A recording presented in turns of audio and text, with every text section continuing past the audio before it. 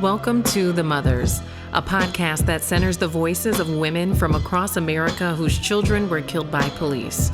I'm independent journalist Georgia Fort. And I'm Nico Georgiadis of Unicorn Riot. This is the last episode, season 1 of The Mothers podcast, the 10th episode. During this episode, we're going to hear from one of the more central mothers in the movement, Kim Handy-Jones. Her 29-year-old son, Cordell Handy, was killed by St. Paul police in 2017. Cordell was on the phone with Kim just moments before he was shot seven times. Cordell! Handy! Cordell! Handy! Cordell! Handy! Cordell! Handy! Cordell! Handy! According to lawsuit documents, Cordell was having a mental health crisis, and the location of Cordell's wounds indicate he was turned away from officers who alleged that he was pointing a gun at them. Here's my son's case. Mikko and Nathaniel Younce, 2 St. Paul officers, shot my son at the same time and executed him. His case is I have a deceased child in my hand. That's the case. That's the whole case, and that's the problem with all the cases. That our children are being killed, gunned down. They're playing the judge, the jury, and the executioner. They're not given a chance to go before a judge. They're not given a chance to have a jury hear them out. They're just executed. I was on the phone when my child was being executed. He had called me. And I could hear the gun bullets. I could hear all of them just streaming, and then finally it paused for about like maybe 30, 40 seconds, and I could hear the last bullet when it pierced my child. So I knew that Mikko and Nathaniel Younce had killed my child because I was listening. I heard the whole thing. Now let's talk about who Cordell Handy was. Cordell was a 29-year-old man, no children. When they killed Cordell Handy, they killed a generation for me. They killed and took a big piece of my other kids' hearts, my family's hearts. When they killed Cordell Handy, they killed me, and when I got back up, I am not the same Kimberly Handy-Jones. That shifted me into a whole nother world. My pain became my passion, and I refused to wallow in my pity. So after the funeral, my aunt asked me, Kim, what are you gonna do? I said, I'm kicking off these heels and I'm getting ready to put my boots on the ground. That's how I derived with boots on the ground, because I knew that I was gonna go on a crusade to help other mothers, to fight for other children.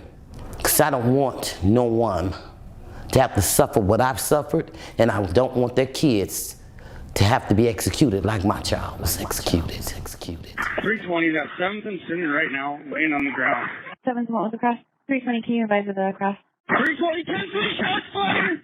Copy it, shots fired. 320, can you advise of the cross 3, please? 3018, copy, send that to me.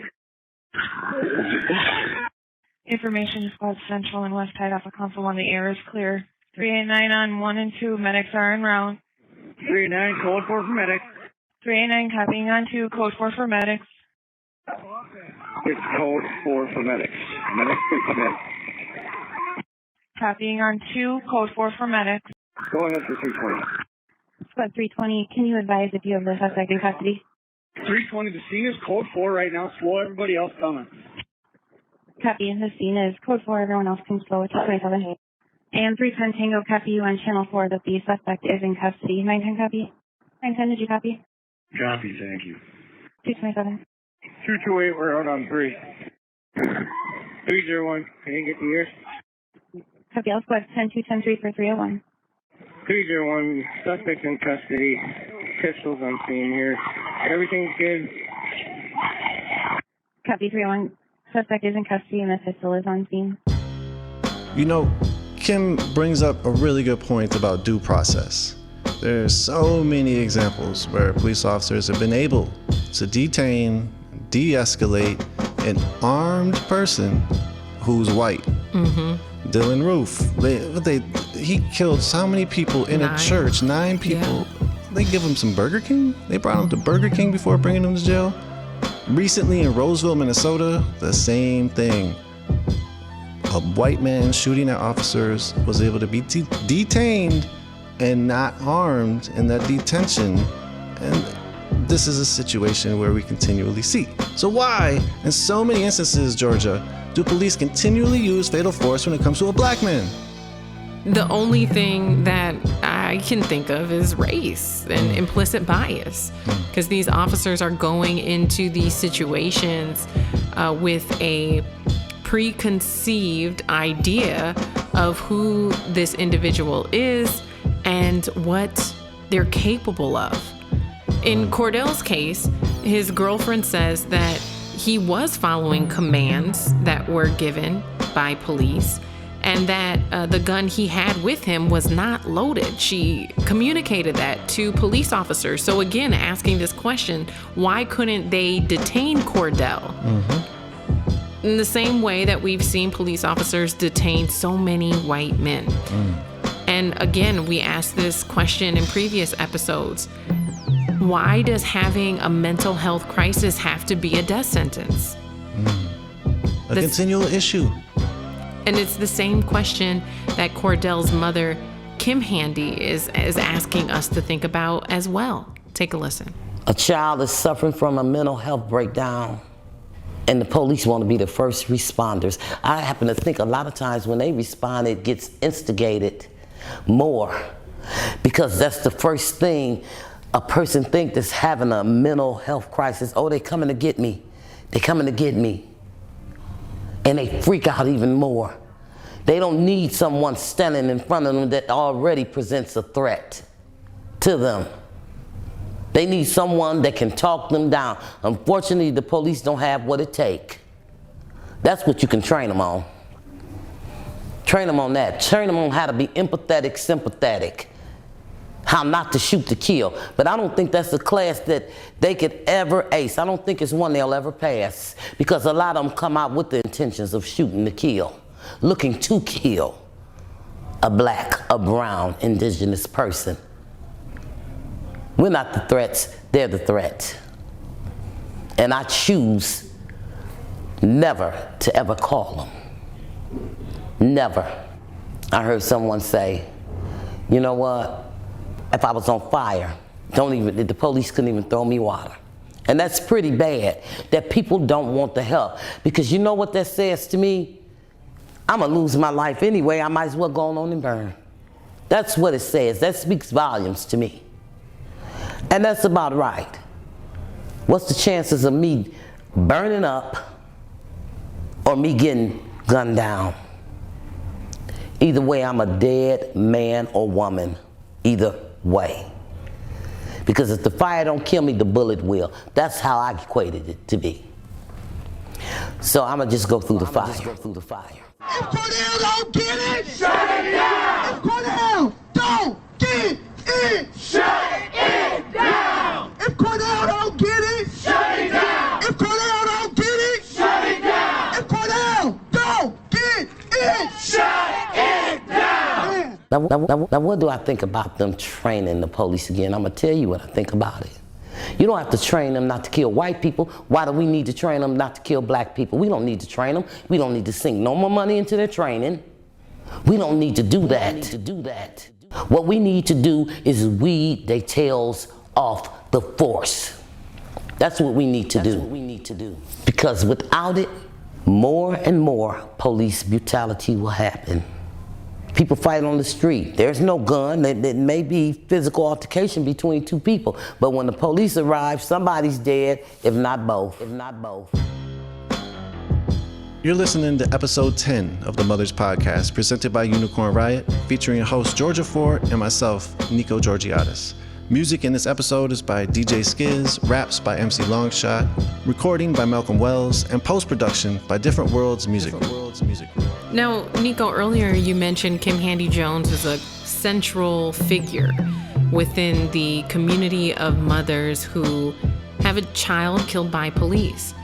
You've known Kim, and I call her now Mama Handy, for many years. When did you first meet her? I first met her about a couple days after her son was killed. She held a vigil. She came up from Illinois and with some other family members and held a vigil outside the space where he was killed. And meeting her, you could tell her pain was so real, but yet she was powerful already. She was already speaking with a grace, and out of that pain, that first time meeting her, it was really cold.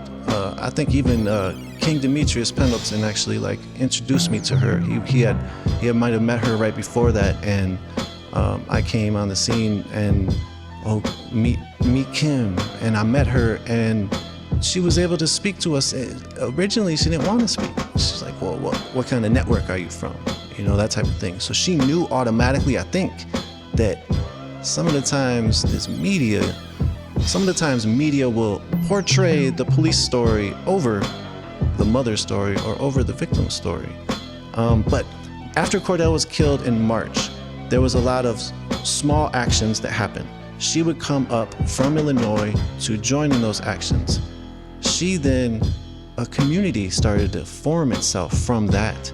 We talked about Matilda Smith in one of the few episodes ago, and how Kay Smith, Jafford Smith's wife, was around as well, and some of that support in 2017 outside of a Cordell Handy protest, where we talked to Kay. And a lot of these mothers started to galvanize with each other at that time and create what we now see as multiple different sort of organizations and foundations, but also this incredible support group. Yeah. Well, and I think we consider her, you and I, a central figure because many of the interviews that we have recorded have been at her mother's banquet. Yep.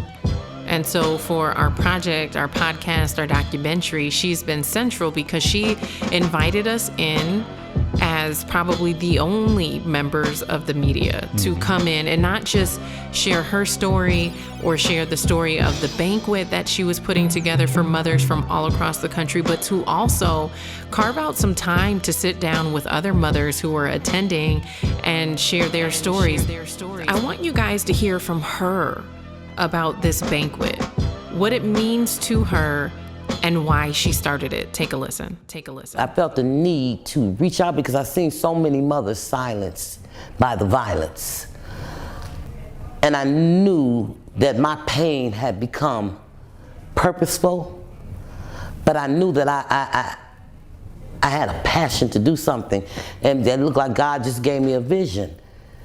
He gave me the vision to go out here and get mothers and surround yourself around mothers.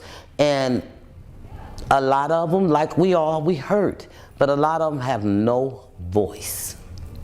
So we have to speak for the voices until they're able to utter something for themselves. And in doing so, we have to represent. That's why I always try to represent well, because I don't want to speak something that's not representable worthy of the mothers. And we all have to represent each other. We all have to lace up and put our boots on the ground. And we should never watch a mother fall. We should catch them before they fall. Because I wish someone would have caught me, But how can you catch a fall when you got backdoor policemen gunning our children down? You can't. It's inevitable. It won't happen. But if us as mothers getting together, reaching out to other mothers who have lost kids to police brutality, to mental health illness, to community violence, then we're teachable.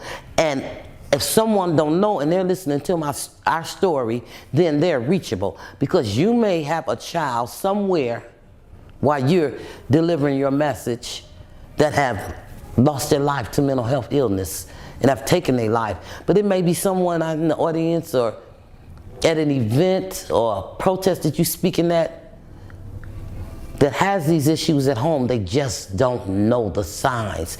People need the information.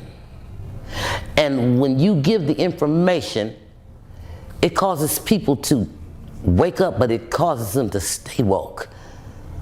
And it helps them if Junior's at home and these are the key things that a person is speaking. You get home and you realize,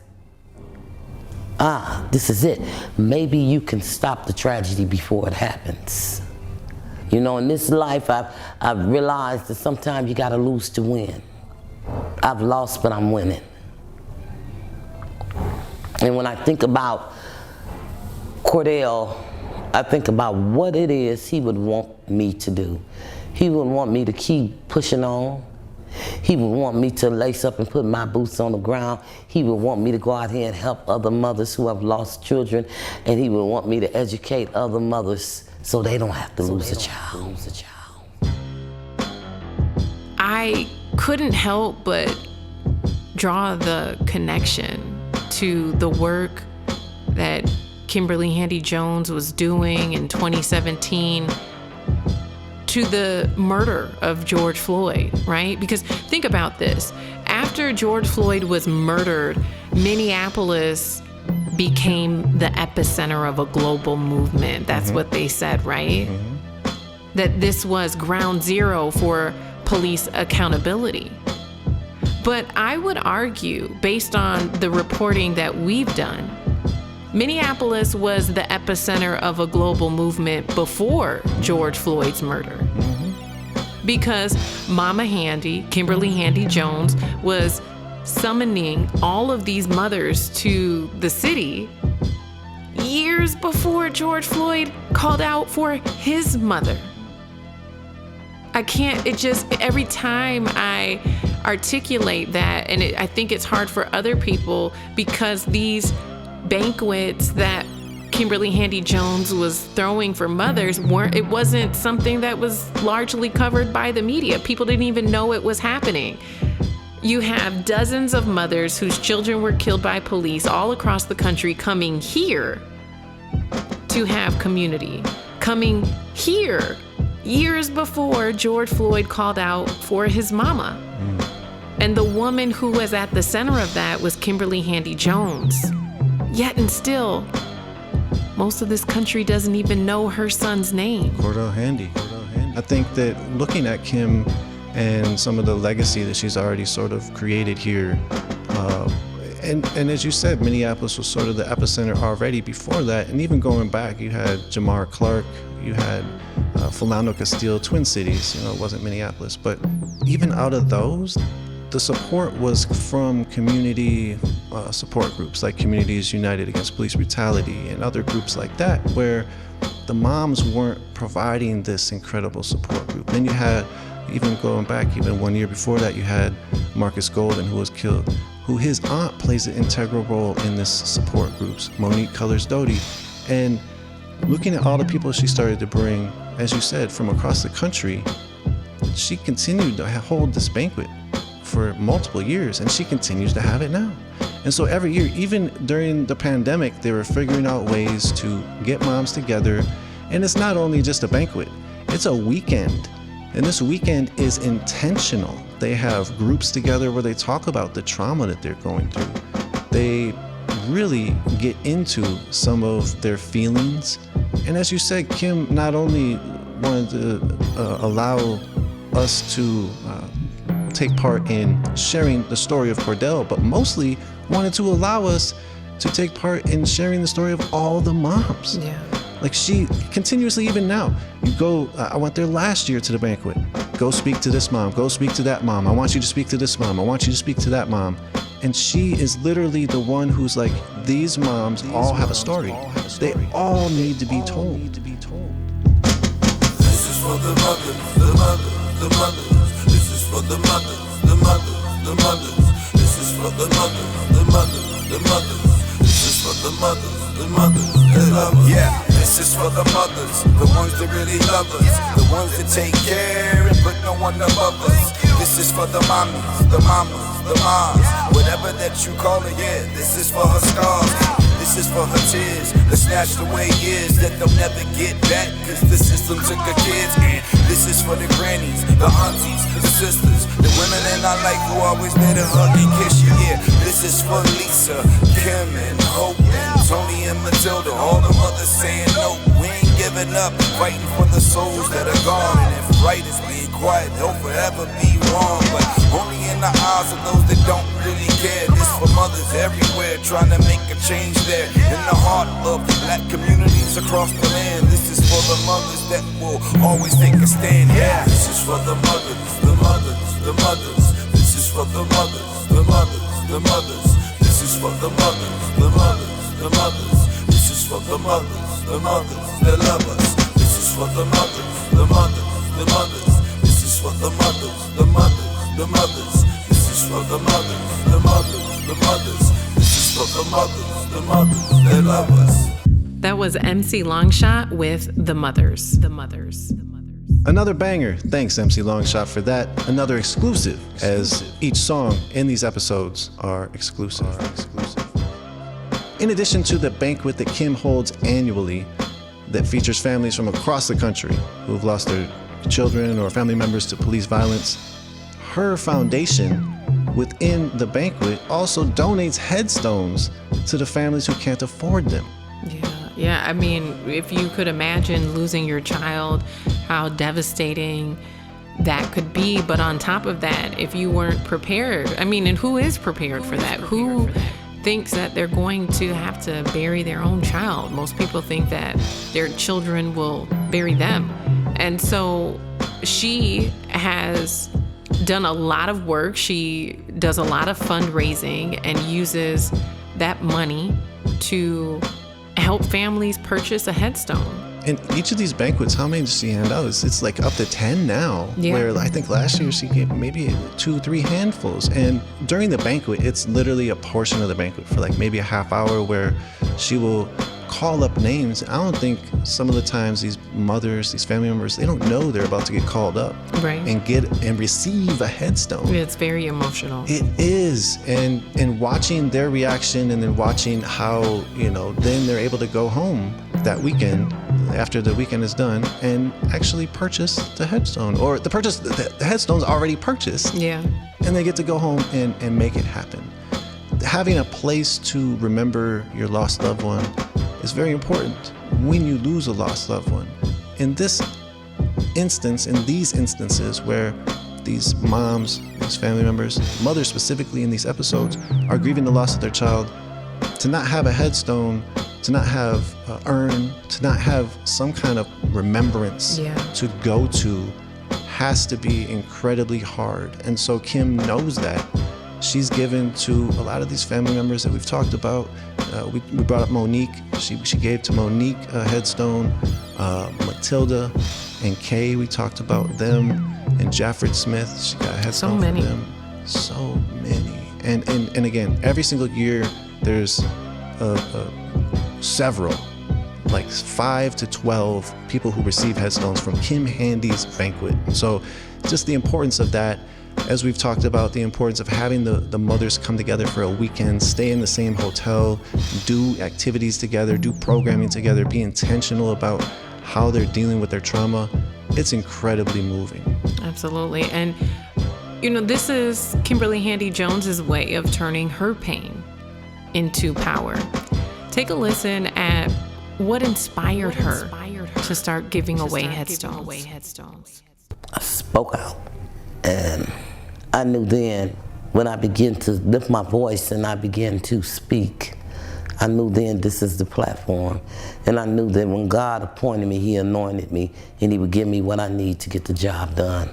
And I've been boots on the ground ever since.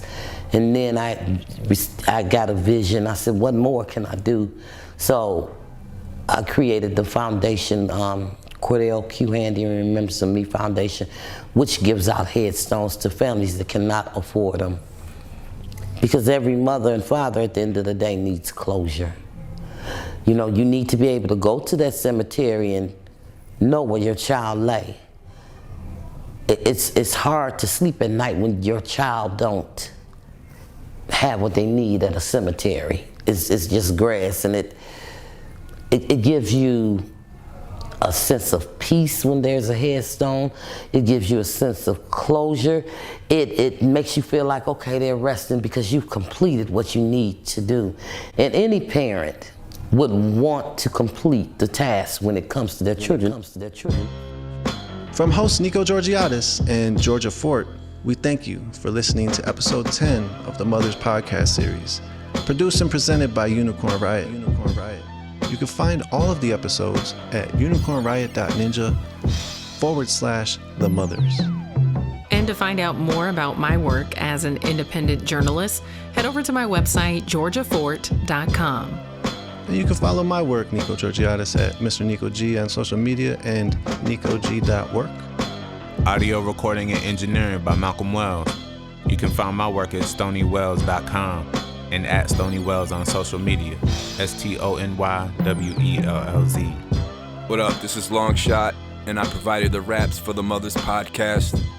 You can support me and my work at mclongshot.com. Peace. My name is Tariq Thornton. I help edit and produce along with DJ Skiz for Different Worlds Music Group. Peace. My name is DJ Skiz. I made all the beats as well as did the mixing and editing of the Mothers Podcast. You can check me out on social media at DJ Skiz, DJ SKIZZ, or at djskizbeats.com. You could also follow Unicorn Riot across social media platforms and find our work at unicornriot.ninja. Unicorn Riot is a 501c3 educational nonprofit media organization dedicated to engaging and amplifying the stories of social and environmental struggles from the ground up. Support our work at unicornriot.ninja/donate. Part of the funding for this podcast is made possible by the voters of Minnesota through a grant from the Metropolitan Regional Arts Council, thanks to a legislative appropriation from the Arts and Cultural Heritage Fund.